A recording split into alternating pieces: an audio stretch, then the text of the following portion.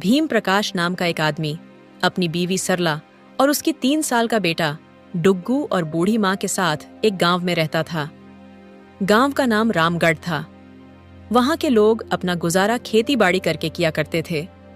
भीम प्रकाश की इस गांव में एक छोटी सी जमीन थी जिस पर वह सब्जियों की खेती किया करता था और फिर उन सब्जियों को बाजार में बेच दिया करता था। इस बार भीम ने आलू की फसल लगाई थी।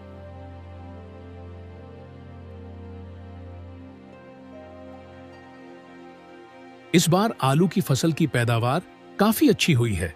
इस बार तो काफी अच्छा मुनाफा होगा। हाँ जी, इस बार तो आमदनी बहुत ही अच्छी होगी।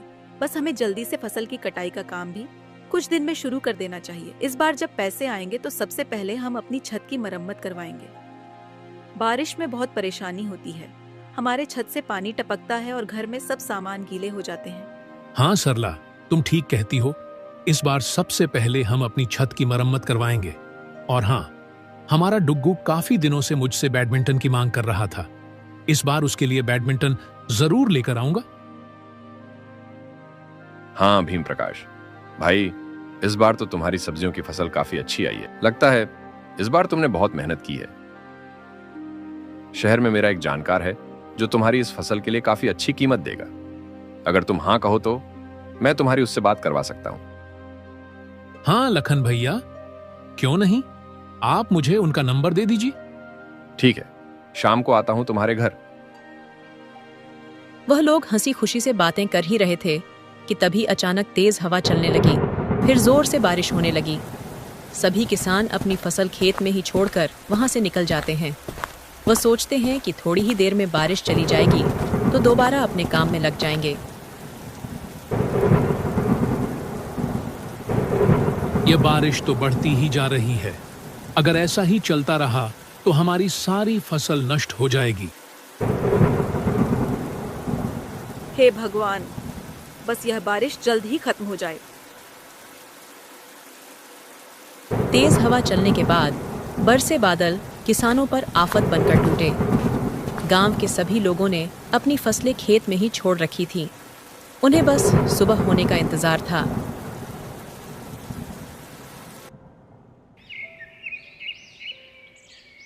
सुबह होते ही जब किसान खेत पहुंचे तो वहां का नजारा देखकर लोग दंग रह गए।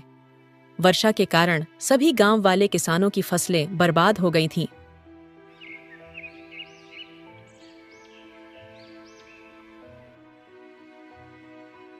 हे भगवान, यह क्या हुआ? मेरी सारी फसल नष्ट हो गई। ये तो अनर्थ ही हो गया। इस बार तो सबसे ज्यादा उम्मीद थी। अब क्या होगा?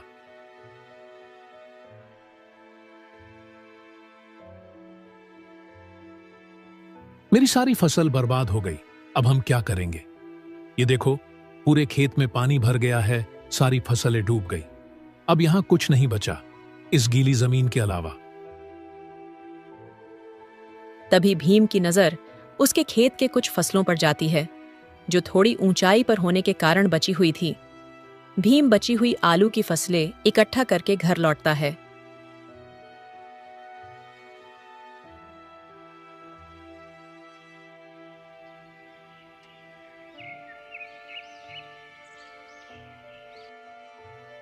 बची हुई फसल इकट्ठे करने के बाद बस एक टोकरी आलू ही निकल पाए। हमारी सारी फसल बर्बाद हो गई है। इतनी मेहनत से उगाई थी, पर इस बारिश ने सब खत्म कर दिया। बस कुछ ही आलू बचे हैं। उनसे तो एक हफ्ते का गुजारा भी मुश्किल है। अब हम क्या करेंगे? गांव के सभी किसानों का बहुत बुरा हाल है। इस बारिश ने किसानों को अंदर तक तोड़कर रख दिया है, और खासकर हम जैसे गरीब किसानों को, जिसके पास कमाई का बस एक यही जरिया है। जी, आप ज्यादा परेशान मत होइए, आप धैर्य रखिए। अगर आप ही धैर्य खो देंगे तो हमारा क्या होगा? हम कोई ना कोई हल निकाल ही लेंगे। तभी सरला को एक विचार आता है। हमारे पास जो आलू बचे हैं उनसे हम कुछ बना सकते हैं। क्यों ना हम इन्हीं आलू से समोसे बनाकर बाजार में बेचें? मुझे लगता है गांव वालों को बहुत पसंद आएंगे। थोड़ी बहुत तो आमदनी हो ही जाएगी। तुम्हारी बात सही है, लेकिन क्या इससे हमारी जरूरतें पूरी हो पाएंगी? बिल्कुल, इस समय तो बारिश का मौसम भी है। और लोग गर्मा गर्म समोसे खाना पसंद करेंगे। हम एक कोशिश करके देखते हैं, शायद हमारी मेहनत रंग लाए। ठीक है, हम कल से ही समोसे बनाकर बेचने का काम शुरू करते हैं। तुम्हारे समोसे तो सच में बहुत स्वादिष्ट होते हैं। मुझे पूरा विश्वास है कि लोग इन्हें पसंद करेंगे। भीम ने अपनी पत्नी की बात मान ली। अगले दिन से ही दोनों बहुत मेहनत करते हैं और वह घर से ही समोसे बनाने का सारा सामान तैयार कर लेते हैं। भीम सामान को रेडी पर रखकर बाजार में पहुंच जाता है और समोसे बेचने लगता है। भीम के समोसे इतने खुशबूदार थे कि मात्र खुशबू से ही लोग उसके समोसे के पास खींचे चले आते हैं और समोसे खाने का लुत्फ उठाते हैं। तभी गांव का एक आदमी भीम के पास आता है। क्या बात है भैया, तुम समोसे बेचने लगे? अब खेती बाड़ी छोड़ दी है क्या? नहीं भैया, इस साल की बारिश में मेरी पूरी फसल बर्बाद हो गई। अब मेरे पास बस एक यही साधन है, बस किसी तरह इन समोसे को बेचकर घर का कुछ खर्चा निकल जाए। ऐसे ही कुछ दिन बीत जाते हैं। भीम प्रकाश के समोसे लोगों को काफी पसंद आते हैं। भीम को व्यापार में जो घाटा हुआ था, समोसों को बेचकर उसने अपने थोड़े बहुत नुकसान की भरपाई तो कर ही ली थी। भीम प्रकाश का समोसे का काम ठीक ठाक चल रहा था। थोड़ी बहुत जो भी कमाई होती वह घर के खर्चे में लग जाती थी। भीम प्रकाश को समोसे के सामान के लिए पैसों की जरूरत थी। इसी सोच में भीम बहुत परेशान था। उसे परेशान देख उसके पास गांव का एक व्यक्ति आता है।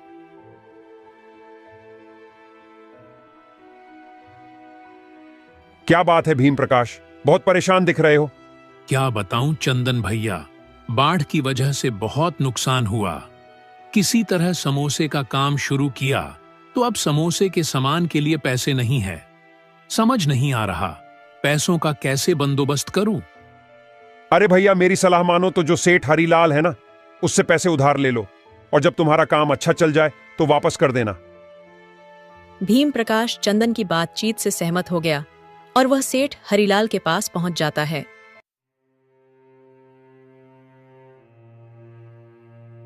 सेठ जी, मेरी फसल इस साल पूरी तरह से बर्बाद हो गई है। मेरे पास अब कोई रास्ता नहीं बचा है। क्या आप मुझे कुछ पैसे उधार दे सकते हैं? उधार तो मैं दे सकता हूं, लेकिन तुम्हें इसके बदले कुछ गिरवी रखना होगा। जब तक तुम पूरे पैसे वापस नहीं कर देते, और उसका ब्याज भी देना होगा। सेठ जी, अभी मेरे पास गिरवी रखने के लिए कुछ भी नहीं है। मेरी सारी फसल नष्ट हो गई है। कृपया ब्याज पर ही पैसे दे दीजिए। तुम्हारे पास तुम्हारी जमीन तो है, तुम अपनी जमीन गिरवी रख सकते हो। सेठ जी, मेरी जमीन ही मेरा सब कुछ है, लेकिन अगर और कोई चारा नहीं है तो मैं अपनी जमीन गिरवी रखने के लिए तैयार हूं। भीम ने सेठ से पैसे लेकर समोसे बनाने का सामान खरीदा और अपने व्यापार को फिर से शुरू किया।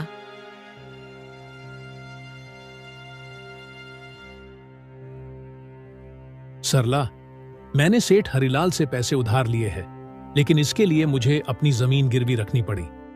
क्या तुमने जमीन गिरवी रख दी? तुम्हें पता है ना सेठ कितना चालाक और लालची है। अगर हम 1 महीने में उसका ब्याज नहीं चुका पाए तो वो हमारी जमीन हड़प लेगा।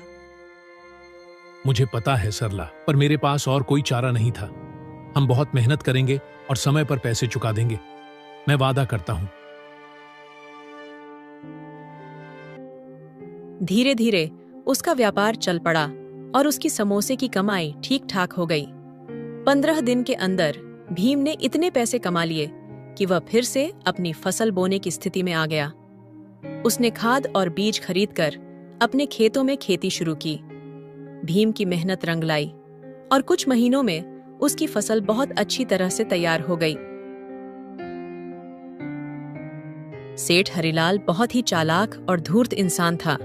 वह अक्सर ही लोगों को ब्याज पर पैसे देता और उन्हें हमेशा ठगने में लगा रहता था। सेठ हरिलाल की नजर हमेशा से ही भीम प्रकाश की जमीन पर थी। वह किसी भी तरह भीम की जमीन पर कब्जा करना चाहता था। उसने एक रात अपने आदमियों को भेजकर रामू के खेतों में गायें छोड़ दीं ताकि वे उसकी फसल को बर्बाद कर सकें।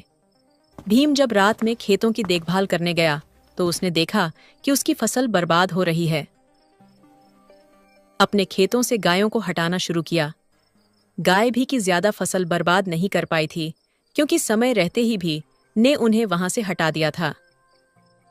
गायों का शोर सुनकर सरला भी वहां तुरंत पहुंच जाती है और खेतों की ऐसी हालत देखकर वह कहती है, देखो, हमारी फसल बर्बाद हो गई। मुझे लगता है कि यह किसी दुश्मन का काम है। यह जरूर सेठ हरिलाल का ही काम होगा। तुम्हारी बात सही है, यह जरूर सेठ का काम है। लेकिन चिंता मत करो, मैं अब अपने खेतों में ही सोऊंगा जब तक हमारी फसल पूरी तरह से तैयार नहीं हो जाती। भीम ने तय किया कि अब वह खुद अपने खेतों में ही सोएगा, ताकि वह अपनी फसल की रक्षा कर सके। अगले दिन सेठ हरिलाल को जैसे ही पता चलता है कि भीम की फसल को बर्बाद करने की उनकी यह तरकीब खराब हो गई है, तो वह नई तरकीब सोचता है। इस भीम को तो मैं मूर्ख समझ रहा था, लेकिन यह तो बहुत ही चालाक निकला। लगता है अब कोई दूसरा उपाय ही सोचना पड़ेगा। कुछ दिनों बाद एक रात सेठ हरिलाल अपने साथ मिलावटी दवाइयों की पोटली लेकर भीम के खेत में आया। वह उन जहरीली दवाइयों का छिड़काव करके भीम की फसल को बर्बाद करना चाहता था। जैसे ही हरिलाल उन जहरीली दवाइयों का फसलों पर छिड़काव करने जाता है, सरला उसे देख लेती है। सरला पहले से ही ताक में थी। उसको यह शंका थी कि जरूर हरिलाल दोबारा उनके फसलें बर्बाद करने आएगा, इसलिए वह पहले से ही हरिलाल पर नजर रखे हुए थी। यह सेठ हरिलाल सुधरने वाला नहीं है। ये फिर से आ गया। लगता है इसको सबक सिखाना ही पड़ेगा। अभी बताती हूँ इसको। सरला हरिलाल को पीछे से एक जोरदार डंडा मारती है। डंडा पड़ते ही हरिलाल तुरंत जमीन पर गिर जाता है। सरला ने शोर मचाया और गांव वालों को बुला लिया और हरिलाल के मकसद के बारे में बताया। देखो गांव वालों, सेठ हरिलाल हमारी फसल को बर्बाद करने की कोशिश कर रहा था। यह हमारी फसलों में जहरीली दवाइयां मिलाने आया था, जिससे कि हमारी फसल खराब हो जाती और हम इस हरिलाल का ब्याज नहीं दे पाते, और ब्याज ना देने के कारण यह हमारी जमीन को जब्त कर लेता। गांव वालों ने देखा कि हरिलाल के हाथ में सच में एक जहरीली दवाई की पोटली थी, जिससे वह भीम प्रकाश के फसलों को बर्बाद करना चाहता था। सेठ हरिलाल, तुम्हारी हिम्मत कैसे हुई भीम की मेहनत की फसल को बर्बाद करने की? तुम्हें शर्म आनी चाहिए। सेठ, तुम हमेशा से ही लोगों का फायदा उठाने की कोशिश करते हो, लेकिन आज तुम्हारी असलियत सबके सामने आ गई है। हरिलाल, हमने तुम्हें हमेशा सम्मान दिया है, लेकिन तुमने हमारे भरोसे का गलत फायदा उठाया। हम सब जानते हैं कि भीम कितना मेहनती है। तुम जैसे लालची आदमी को गांव में रहने का हक नहीं है। मैं माफी चाहता हूं गांव वालों, मैंने लालच में आकर बहुत बड़ी गलती की। भीम प्रकाश, मुझे माफ कर दो, मैं थोड़ा लालच में आ गया था। मैं वादा करता हूं कि अब से मैं ऐसा कभी नहीं करूंगा। सेठ जी, आपकी माफी का हमें कोई भरोसा नहीं। हमें अपनी मेहनत और ईमानदारी पर भरोसा है। आपसे अब कभी उधार नहीं लेंगे और न ही आपकी किसी चालाकी का शिकार बनेंगे। अब गांव वालों के सामने हरिलाल सच्चाई आ गई।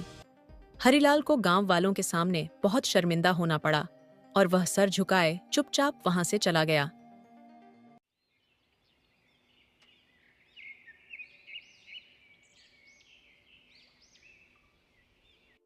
भीम ने अपनी फसलों को बेचकर सेठ हरिलाल का सारा पैसा ब्याज सहित लौटा दिया। इस तरह भीम की मेहनत और सच्चाई ने उसे उसकी जमीन वापस दिलाई और उसने अपने परिवार के साथ खुशहाल जीवन बिताया।